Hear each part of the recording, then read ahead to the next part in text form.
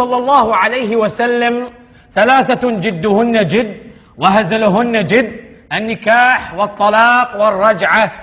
النكاح والطلاق والرجعة. النكاح والطلاق والرجعة. نعم يا ابني.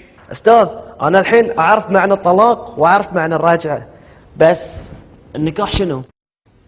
سؤال جميل.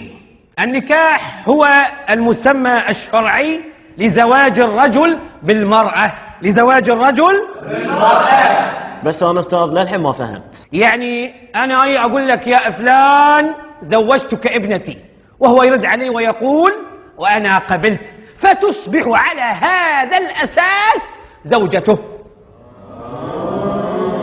لا أستاذ ما فهمت. يعني يا جاسم أنا أقول لك: يا جاسم زوجتك ابنتي.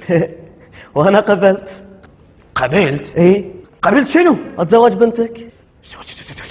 زواج بنتي يعني؟ إيه؟ لا لا لا لا، طلق الحين أقول لك طلق. لا أستاذ بابا مطلق. شنو مو مطلق به؟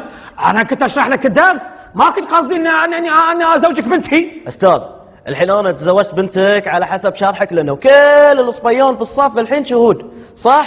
صح. البركة يا جاسم تستاهل. الله يسلمك. منك المال ومن هالعيال. عزيز. ألف الصلاة والسلام عليك يا حبيب الله محمد.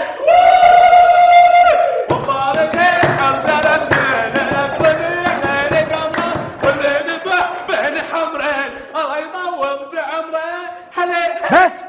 بس ولا كلمة بس. وانت قاعد مكانك بعد.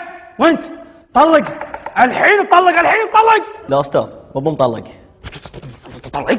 زين سمعوني، الحين راح اشرح لكم موضوع الطلاق، وابيكم تركزون في ذي الموضوع، خاصة انت.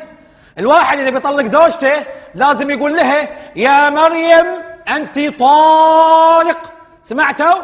وراح ابتدي فيك يا جاسم. يلا repeat with me.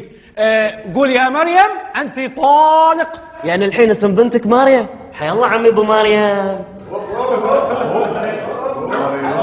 بس تدري عاد؟ قم. المدير تعال